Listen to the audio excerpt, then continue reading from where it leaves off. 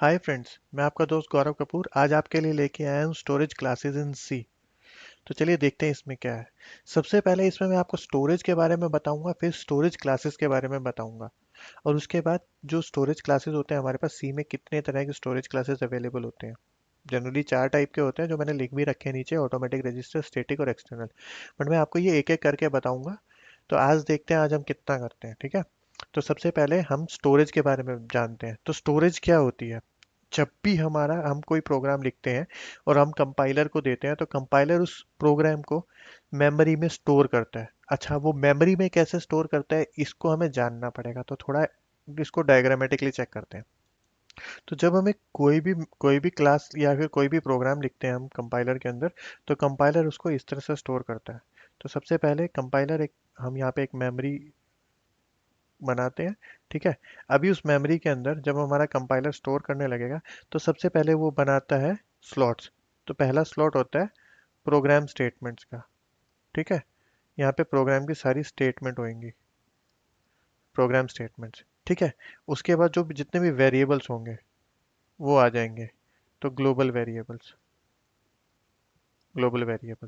ठीक है। उसके बाद हमारे पास प्रोग्राम को एक फ्री मेमोरी स्पेस दिया जाता है, कंपाइलर देता है फ्री मेमोरी,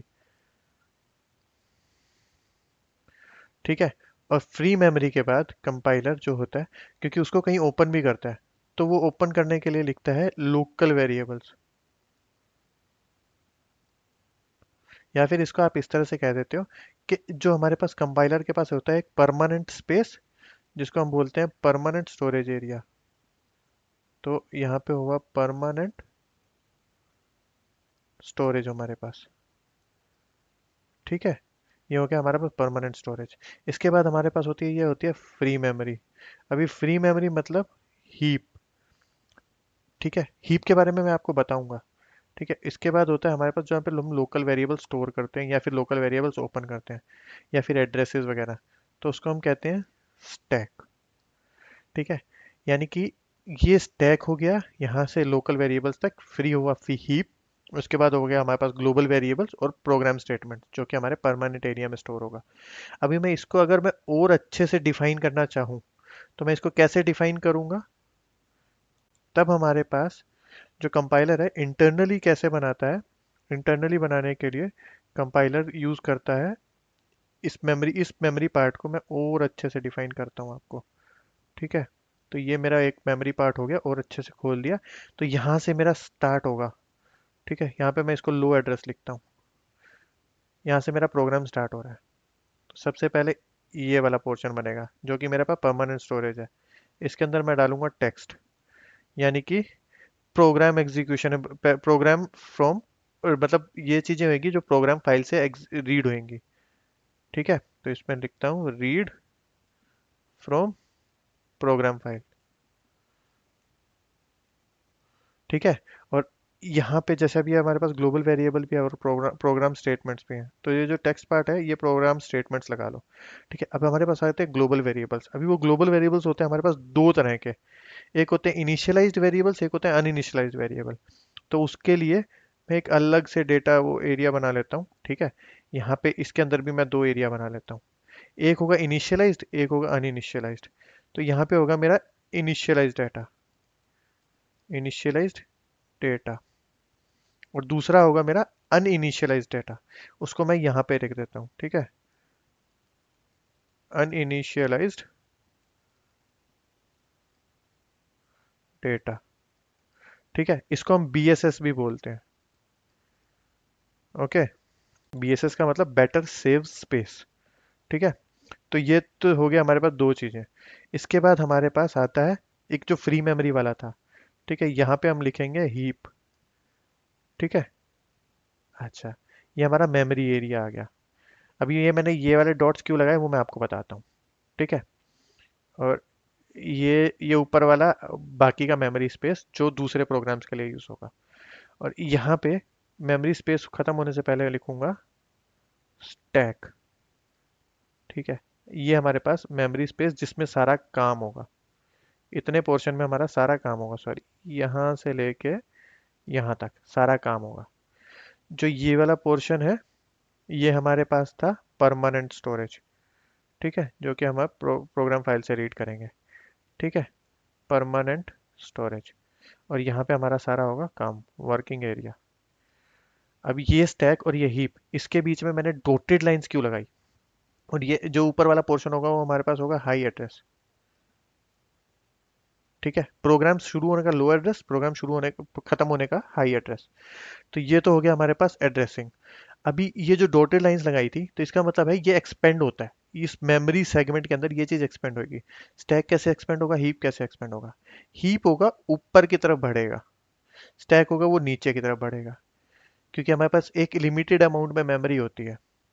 ठीक है, तो जो स्टैक मेमोरी होती है वो होती है कि खत्म हो रही है वो मेमोरी।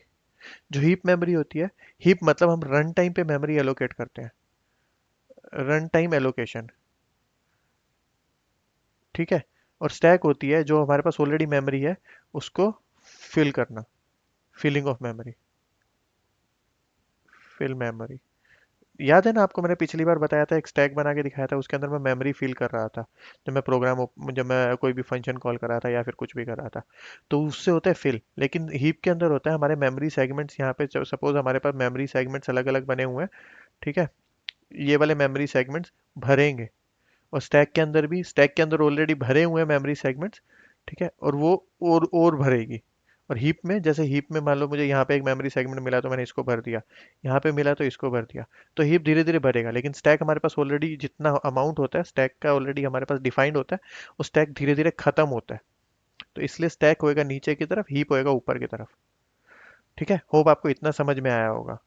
को और अच्छे से एक्सप्लेन बाद में करेंगे किसी और वीडियो में, जब जब हम कोई अच्छा सा प्रोग्राम बनाएंगे या स्टैक और हीप यूज करेंगे, जैसे कि डेटा स्ट्रक्चर्स। तो डेटा स्ट्रक्चर्स के उसमें आपको ये बहुत आराम से समझ में आ जाएगा कि हीप क्या होता है और स्टैक क्या होता है। अभी आप फिलहाल ये याद रखिए कि आपके पास एक टेक्स्ट होता है, जहाँ पे आप टेक्स्ट लिखते हैं, जिसको हम प्रोग्राम स्टेटमेंट्स बोलते हैं। उसके बाद हमारे पास होता है ग्लोबल वेरिएबल्स। ठीक है, ग्लोबल वेरिएबल्स के अंदर हमारे पास होता है इनिशियलाइज डेटा और होता है बीएसएस। ठीक है, उसके बाद हमारे पास होता है हीप और स्टैक सेगमेंट। तो अभी फिलहाल आप ये चीजें याद रखिए। चलिए आगे बढ़ते हैं। तब तो यहाँ पे हमारे पास जो है स्टोरेज क्लासेस क्या करती हैं।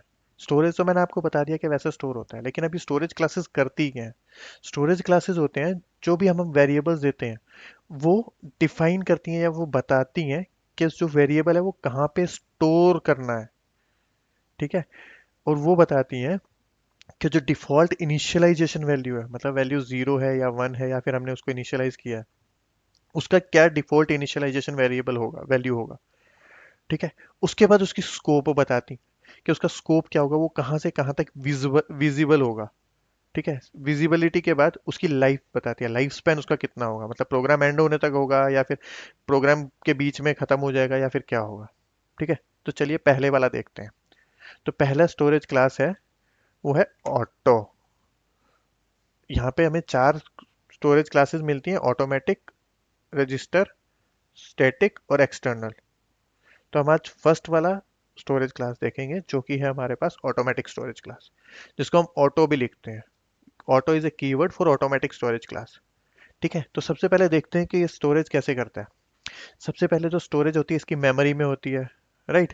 इसके बाद इसकी इनिशियलाइजेशन डिफॉल्ट वैल्यू होती है गार्बेज वैल्यू, मतलब ये इनिशियलाइज नहीं किया जाता।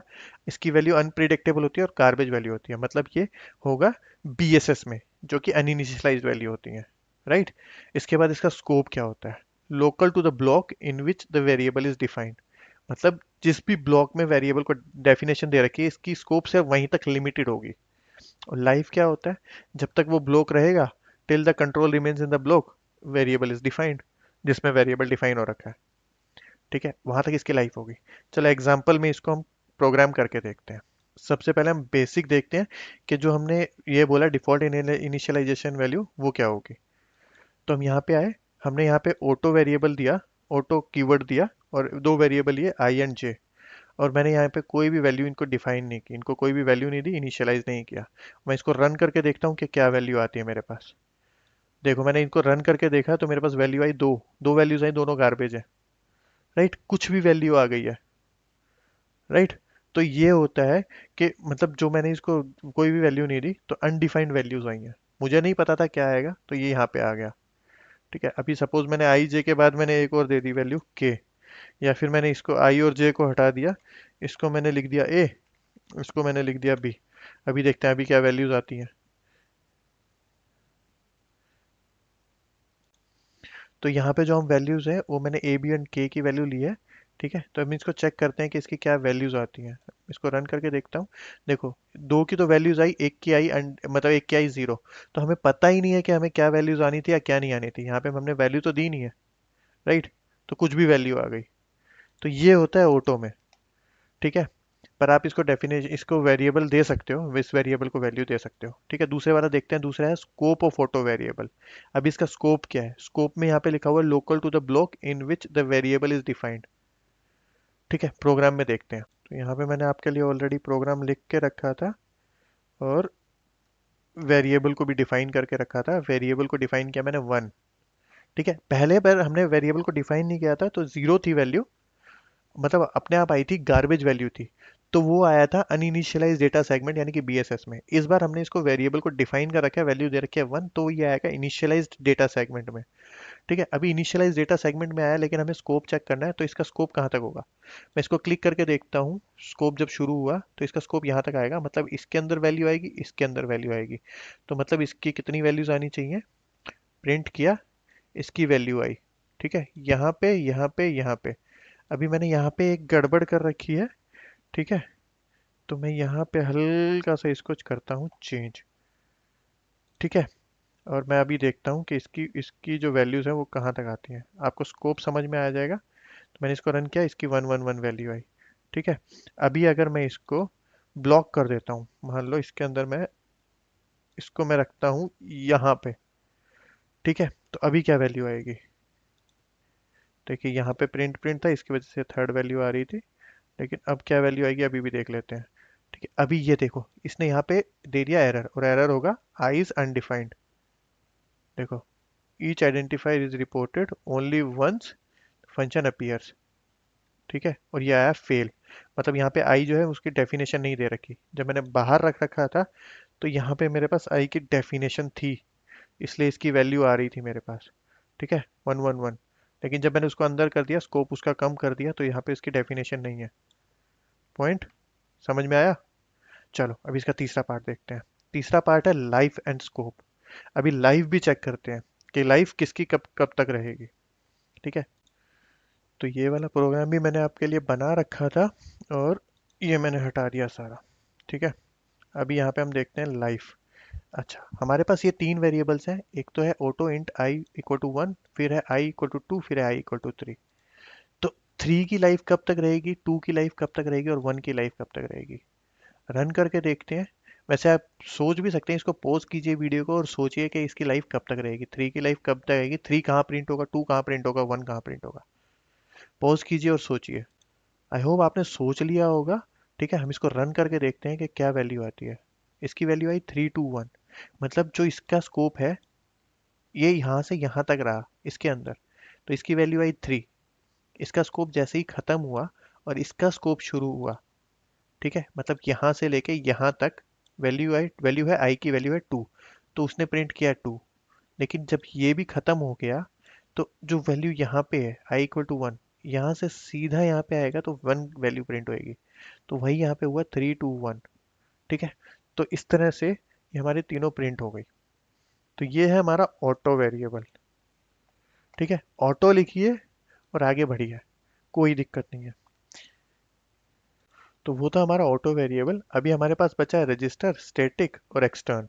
ये तीनों भी मैं आपको एक एक करके ही समझाऊंगा, या फिर नेक्स्ट वीडियो में, या फिर दो वीडियोस बनाऊंगा। ठीक है, अभी मैंने आपको समझाया कि जो हमारा मेमोरी स्टैक होता है, जो हमारा मेमोरी बनाता है, memory layout of the C program, वो कैसे बनता है। ठीक, और ऑटो वेरिएबल्स अगर डालना हो तो वो कहाँ पे डालते हैं। ठीक है, इनिशियलाइज भी बताया और अनइनिशियलाइज भी बताया। ज़्यादा यूज़ नहीं करते हैं, इसलिए मैंने आज आपको सिर्फ मेमोरी लेआउट बताया और उसी में ये बता दिया। चलिए, अब मिलेंगे नेक्स्ट वीडियो में। अगर आपको ये वीडियो पसंद आया हो तो इसको शेयर कीजिए, लाइक कीजिए और सब्सक्राइब कीजिए, और अपने दोस्तों को भी बताइए। ठीक है, और आपको कुछ समझना हो तो आप नीचे कमेंट्स में भी दे सकते हैं, या फिर मुझे मेल भी कर सकते हैं। मेरा मेल आईडी ये रहा, gaurav kapoor.js@gmail.com। तो चलिए मिलते हैं नेक्स्ट वीडियो में, तब तक के लिए bye bye, take care, have a nice day.